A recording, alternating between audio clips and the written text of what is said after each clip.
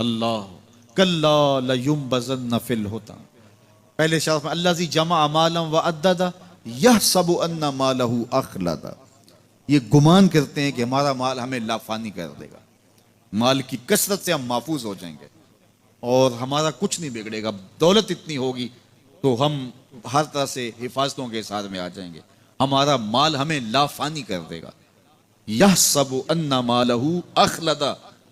اللہ تعالیٰ نے فرمایا کلا، ایسا ہرگز نہیں ہے، یہ تمہاری بھول ہے کہ مال تمہیں لافانی کر دے گا، مال تمہیں مرنے نہیں دے گا، مال تمہیں محفوظ کر دے گا. کلا، ایسا ہرگز نہیں ہے، بلکہ کیا ہے لَيُنبَذَنَّ فِي الْحُطَمَةِ، ہم تمہیں پکڑ کے آگ میں ڈال دیں گے.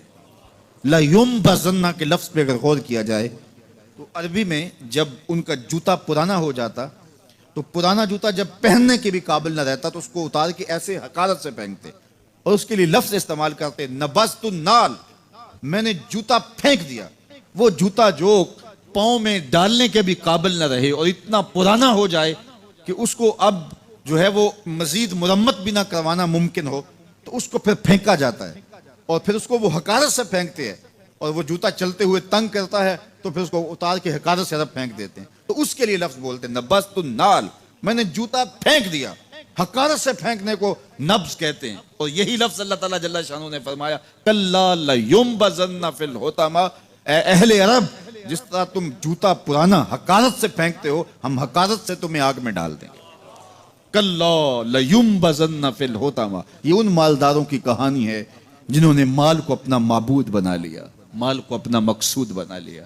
مال مال مال، ہر قدر پامال کر دی، ہر قدر کی قربانی دے دی مال کے بدلے، اور مال ہی ان کا مقصود بن گیا اور یہ سمجھے کہ یہ مال جو ہے وہ ان کو لافانی کر دے گا، ان کو مرنے نہیں دے گا، ان کے لیے حفاظتی حصار بن جائے گا. کلا لینبذن فی الحطمہ وما ادراک ما الحطمہ. اللہ فرماتا ہے جانتے ہو جس حطمہ میں، جس آگ میں تمہیں ڈالا جائے گا وہ آگ کیا ہے؟ ما الحطمہ، کیا تمہیں پتا ہے وہ حطمہ کیا ہے؟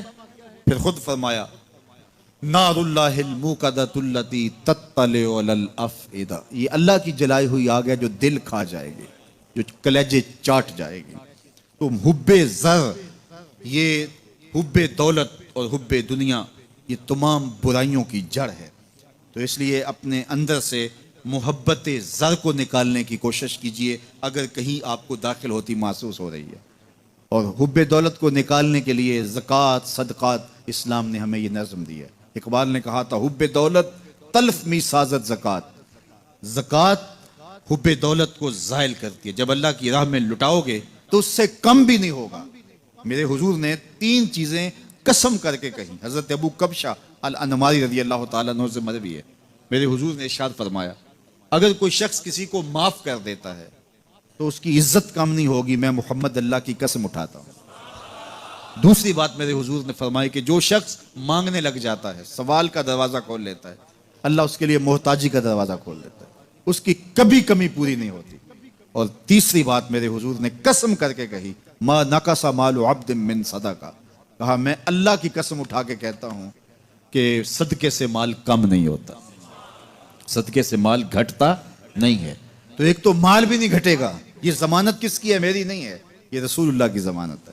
ایک تو مال بھی کم نہیں ہوگا اور دوسرا یہ ہے کہ حب دولت ختم ہوگی. حب دولت تلف می سازت زکوٰۃ. یہ ماہ سیام آ رہا ہے تو زکوٰۃ سے حب دولت کو کم کیجئے، بلکہ صدقات دیجئے، نفلی صدقات کیجئے، غرباء کی مدد کیجئے، مساکین کی مدد کیجئے، اپنے غریب محتاج رشتہ داروں پہ غور کیجئے، ان کی مدد کیجئے.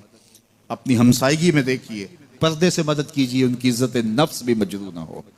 یہ جو نمائش لگا کے 10 اخباروں میں چھپوا کے لوگوں کی مدد کرتے ہیں، اس سے گریز کیجئے.